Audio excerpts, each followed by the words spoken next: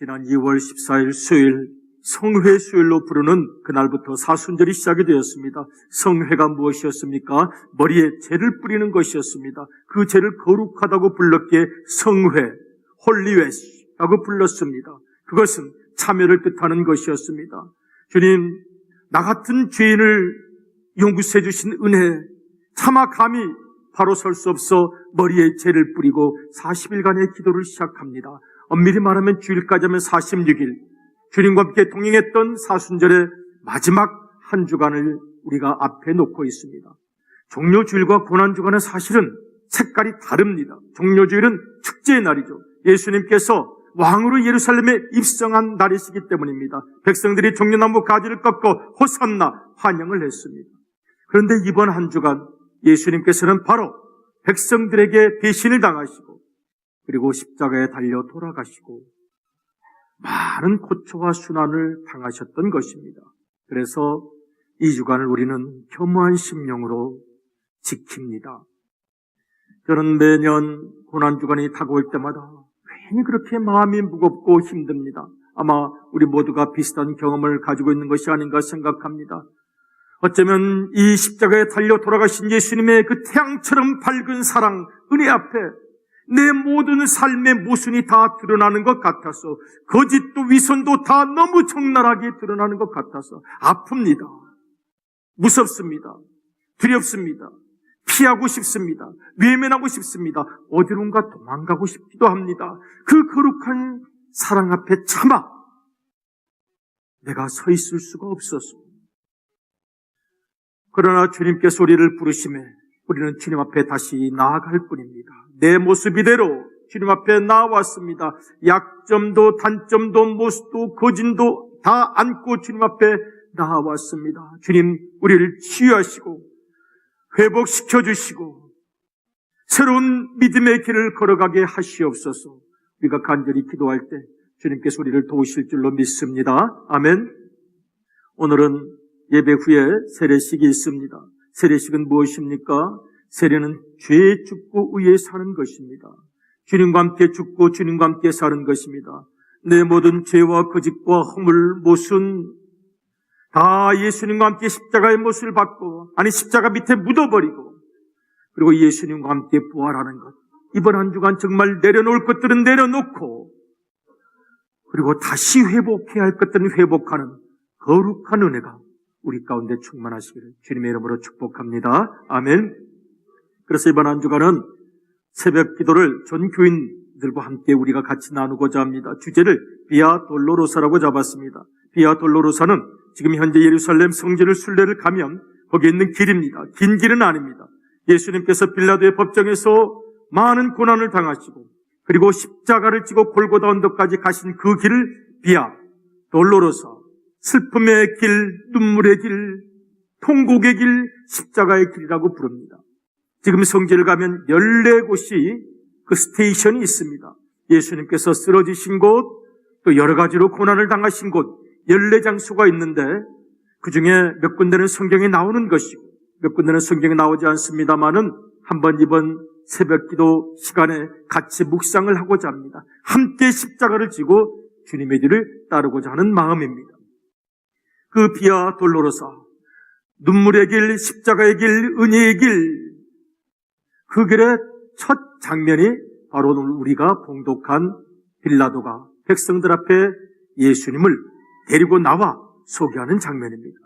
빌라도가 오늘 백성들 앞에 예수님을 이끌고 나와 이야기를 합니다. 보라, 이 사람이로다. 보라, 이 사람이로다.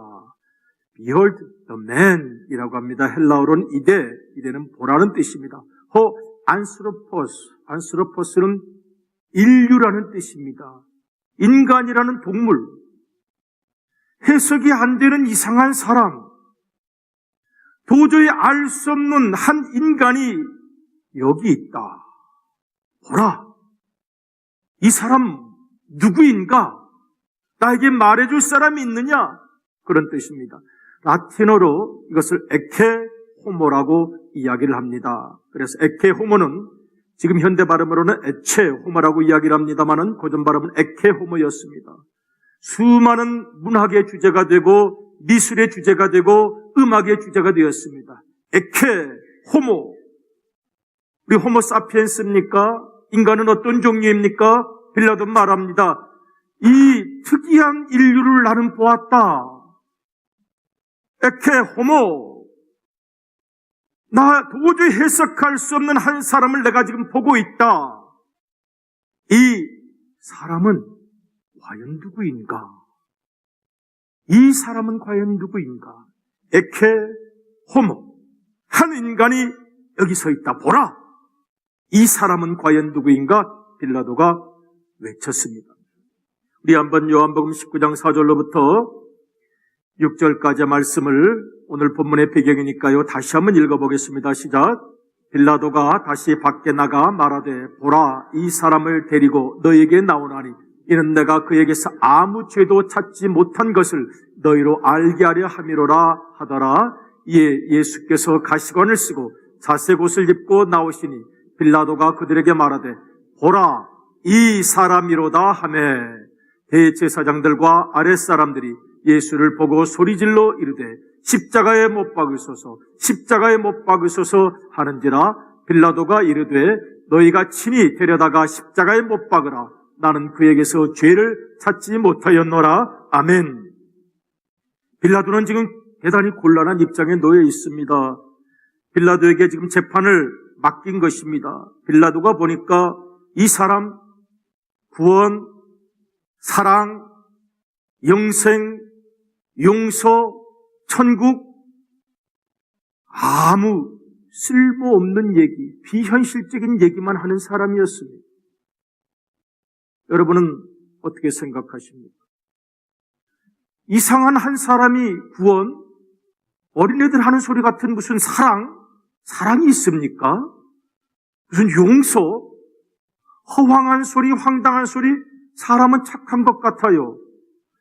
사람은 착한 것 같은데 아주 비현실적인 얘기, 아무도 그렇게 살지 않는 얘기를 하고 있구나. 이 시저, 가이사, 황궁에서 어떻게 해야 사는지 너무도 머리가 잘 돌아가는 사람. 그래서 지금 이 백성들이 예수라는 분을 데리고 오고 예수라는 사람과 얘기를 해보니 금방 견적이 나왔습니다. 시기하고 질투해서 죽이려고 하는구나. 마태복음을 한번 읽어볼까요? 마태복음 20장 18절, 27장 18절 한번 읽어보겠습니다. 시작. 이는 그가 그들의 시기로 예수를 넘겨준 줄 알미니라. 아멘. 그래서 지금 빌라도는 생각합니다. 이 친구들이 시기와 질투로 대제사장과 사두개인과 바리새인들이 예수님을 십자가에 못 박으려고 하는구나. 이 사람 전하는 것, 영생, 하늘, 하나님, 구원, 용서. 그런데 여러분 성경을 보면은 이 빌라도가 고민을 많이 했다고 그랬습니다. 빌라도에게 양심의 소리가 있었습니다. 내면의 소리가 있었습니다. 그는 지금 모든 관심이 자리를 유지하는 데 가 있습니다. 소유를 지키는 데 가 있습니다. 어떻게 얻은 자리인데 이거 예수님 믿고 마음이 흔들려서 무너지면 안 됩니다. 그래서 그는 일부러 귀를 막고 있습니다. 그러나 그의 마음속에 통증이 있었습니다. 이 사람 말하는 구원, 용서 정말 하나님의 아들이라면 맞는 것이다. 빌라도가 나중에 어떻게 되었습니까? 역사가 두 가지로 기록을 합니다. 정반대라서 좀 해석하기가 애매한데요. 어떤 기록을 보면은 빌라도가 나중에 예수님을 믿고 예수님을 믿는 사람이 되었다. 그의 아내와 함께 그런 기록이 있고, 로마의 정식 역사 기록에 따르면 그가 좌천이 되어서 다른 곳으로 유배를 가다가 가는 길에서 자살해서 죽었다 이렇게 되어 있습니다. 만일 자살해서 죽었다면 그가 그토록 지키려고 했던 자리, 위치, 명예, 소유, 벌벌 떨었던 것, 양심의 소리에 귀를 막아버렸던 것, 그에게도 구원이 필요했던 것입니다. 빌라도뿐만 아니라 모든 이들에게 구원이 필요합니다. 모든 인간이 다 고독합니다. 모든 인간이 다 슬픕니다. 모든 인간이 다 통증과 고통 가운데 살아갑니다. 모든 인간이 죄에 신음하며 살아갑니다. 모든 인간이 다 지옥이라는 가시에 찔려가며 살아갑니다. 구원이 필요합니다. 용서가 필요합니다. 그리고 영원한 나라의 안식이 누구에게나 필요합니다. 빌라도에게도, 그리고 소리 지르고 있는 백성들에게도. 그런데 빌라도는 선언하지를 못합니다. 이 백성들이 빌라도를 좀 갖고 흔드는데요. 빌라도 이 사람이 말을 안 들으면 본국의 황제에게 탄원서 하나 보내면 이 사람 끝. 성경을 한번 읽어볼까요? 요한복음 19장 12절입니다. 시작. 이러함으로 빌라도가 예수를 놓으려고 힘썼으나 유대인들이 소리질러 이르되 이 사람을 놓으면 가이사의 충신이 아니니이다. 무릇 자기를 왕이라 하는 자는 가이사를 반역하는 것입니다. 아멘. 백성들도 지금 빌라도의 마음을 읽고 있습니다. 이 사람 죄 없다고 생각하고 놓아주려고 하는데 그러면 당신 그런 식으로 하면 가이사, 시저, 황제에게 투서하겠습니다. 왕이라고 한 사람을 당신이 놓아주면 당신이 반역죄를 지은 것, 당신 출세길 지장이 있게 될 겁니다. 살기 힘들게 될 것입니다. 잘 결정하십시오. 빌라도는 고민이 많습니다. 그만큼 배운 사람은 나름대로 생각도 있었을 것입니다. 이 빌라도가 예수님께 질문하는 게 몇 군데가 나타납니다. 저는 내일 새벽, 모레 새벽 이 빌라도의 질문을 같이 묵상하고자 하는데요. 예수님께 물어봅니다. 진리 하는데 진리가 뭡니까? 권력과 돈 외에 더 큰 진리가 있습니까? 진리가 무엇이냐? 묻습니다. 또 너는 어디로부터냐? 빌라도는 예수님께 묻습니다. 당신은 어디서 온 사람이요? 당신이 말하는 건 이 세상에서는 적용이 안 되는 거요. 사랑, 구원, 용서 이런 거 이 세상에서는 적용이 안 되는 거. 당신 어디서부터 온 사람입니까? 당신이 말하는 진리가 무엇입니까? 그런데 성경을 보면 빌라도가 질문만 하고 빨리 돌아섰습니다. 두려웠기 때문입니다. 자신이 없었기 때문입니다. 그렇게 살 자신이 없는 빌라도는 질문만 던지고 돌아서고 말았습니다. 그리고 급기야는 밖에서 아우성을 치고 있는 사람들 앞에 예수님을 내세우고 말합니다. 에케 호모.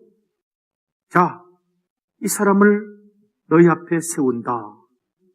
너희들 마음대로 하거라. 아마 빌라도의 마음에는 그런 생각이 있었을지 몰라요. 나도 정치판에서 썩을 대로 썩었지만 너희들도 참 썩은 인간들이로구나. 빌라도의 마지막 양심 속에는 그런 마음이 있었을지 모릅니다. 그리고 내어주었습니다. 자, 이 사람 너희가 알아서 하거라. 빌라도 그의 마음속에 있었을 양심의 소리 귀를 막았습니다. 여러분, 그리고 오늘 우리에게 그 질문은 주어지는 것이라고 하겠습니다. 이 사람, 에케 호모, 이 사람을 보라. 이 사람이 너에게, 당신에게 있어 과연 누구인가? 이 한 주간 우리는 다시 그 질문 앞에 서야 합니다. 예수님은 누구십니까? 그리고 여러분, 대답해야 할 책임이 있습니다. 나는 교회 대충 다녀서 모릅니다고 군중 뒤에 섰다가 돌아가시겠습니까?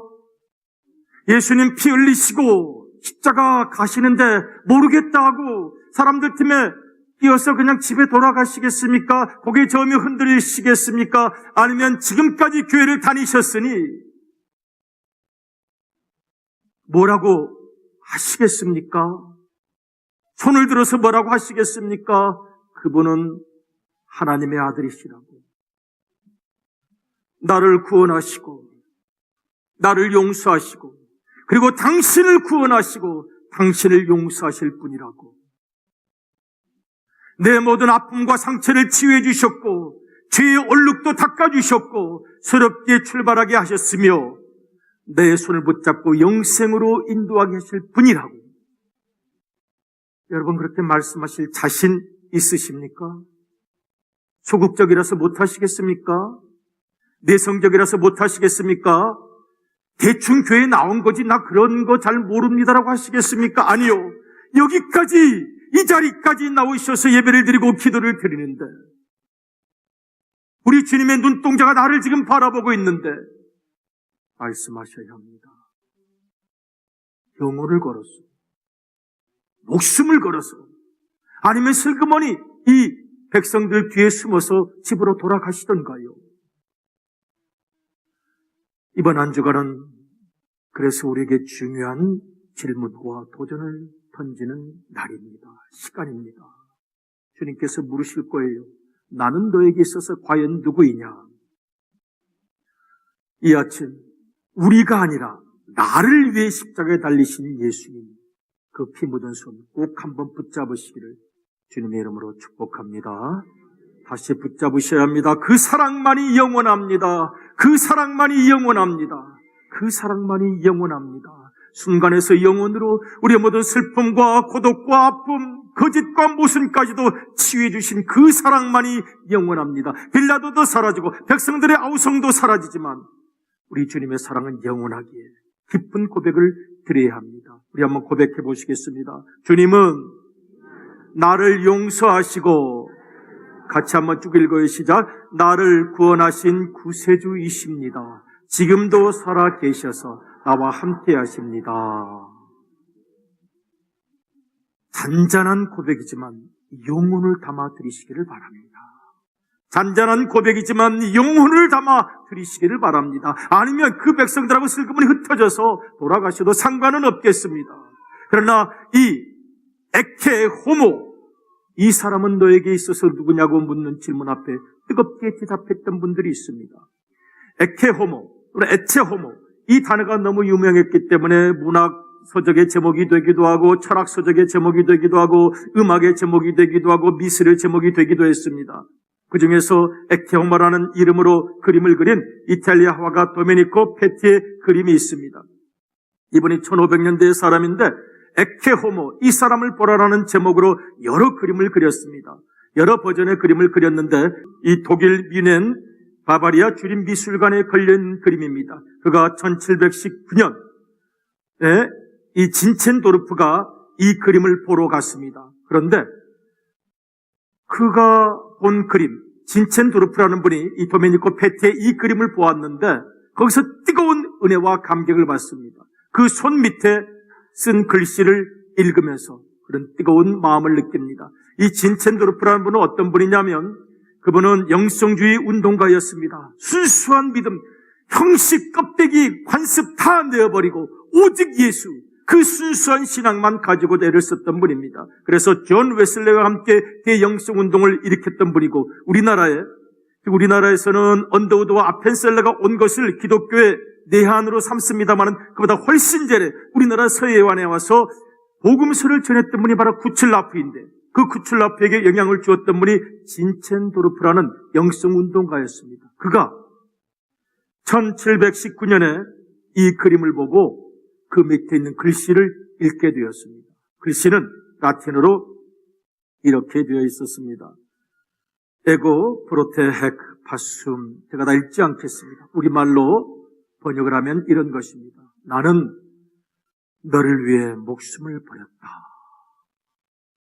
지금 너는, 그 다음은 제가 해석할 필요가 없어서 해석하지 않았습니다. 해석하기가 두려웠습니다. 몰라서가 아닙니다. 나는 너를 위해 목숨을 버렸다. 그리고 지금 너는, 이 질문을 품는 것으로 족합니다.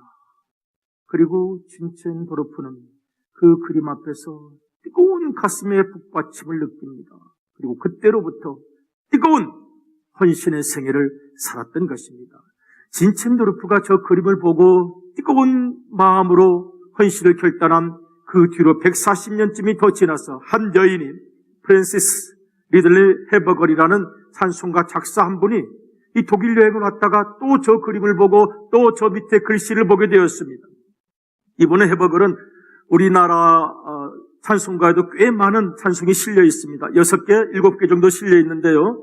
213장 찬송, 나의 생명 드리니 주여 받아 주셔서, 이것도 이 프랜시스 리들리, 이분이 작사한 것입니다. 292장, 주 없이 살 수 없네, 세월이 흐르고 이 깊은 고독 속에 내 생명 끝나도 그래도 주님이 사랑해요 라고 말한 작사를 하신 분입니다. 그리고 이 그림 앞에서 바로 프란스 리들리 헤버걸은 유명한 311장을 작사했습니다. 그리고 오늘 우리의 결단이 필요합니다. 지난주에는 우리 사랑하는 리더님들과 함께 손양원 목사님 기념관을 다녀왔습니다. 두 아들을 순교하고 그 순교한 아들을 하나님께 감사로 보내고 이해할 수 없는 고액의 헌금을 그 순교 현장에 바치고 자기 자신도 순교했던 그 뜨거운 사랑 앞에서 가슴이 막혀서 일부러 웃고 모른 척하고 딴 데를 바라보는 척했지만 속마음 깊은 곳 속에는 뜨거운 눈물 같은 것이 있었던 것입니다. 어떻게 살아야 합니까? 어떻게 살아야 합니까? 저 질문 앞에서 우리 모두가 묻고 고민하지 않을 수 없습니다. 십자가에 달리신 예수님께서 정말 나를 사랑하셨다면, 그분이 지금도 살아계시는 것이 맞다면 우리는 어떻게 살아야 합니까? 이 고백과 결단이 이 한 주간 구체적으로 열매 맺기를 원합니다. 생명의